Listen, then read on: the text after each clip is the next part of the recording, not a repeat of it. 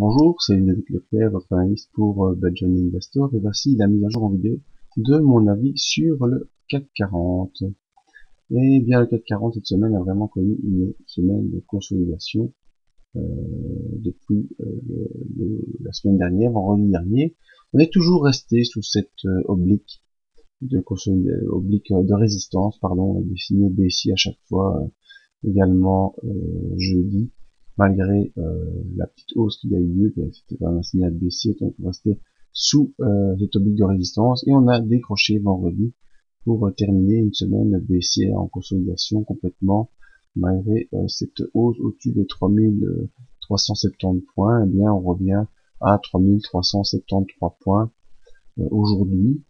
La poursuite logique de ces consolidations devrait se faire vers la M20 et vers le bas de ce canal haussier qui est en cours actuellement. Voyons un peu nos indicateurs.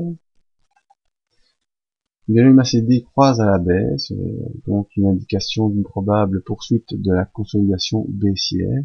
Le MACD passe donc sous son signal, signal qui commence un peu à s'incliner, mais bon, nous verrons dès le début de semaine prochaine ce qu'il en est sur le MACD. Oh, pardon. Alors le RSI, bien le RSI qui avait connu des phases de hausse assez importantes, malgré la consolidation de fin janvier, revient ici sous les 60. C'est pas non plus un très très bon signal, même si c'est le cours qui va nous donner le signal, et bien le RSI nous indique la possibilité d'une poursuite de la baisse. Et les volumes, aussi très important pour nous montrer la psychologie des opérateurs par rapport au CAC 40, et bien les volumes, comme vous voyez, c'est l'hésitation totale, on achète, on vend, on achète, on vend, on achète, on vend. Tout ça nous montre ce qu'on a connu toute la semaine sur le marché, c'est-à-dire l'hésitation complète par rapport à l'Europe, à la Grèce et à tout ce que cela implique. Donc les indicateurs techniques d'impulsion sont plutôt baissiers.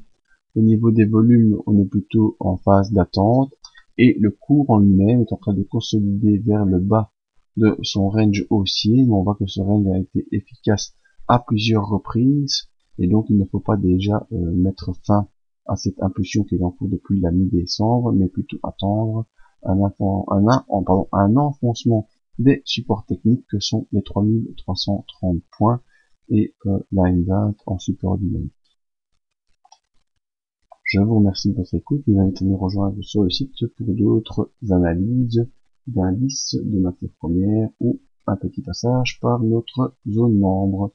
Merci à tous et à bientôt.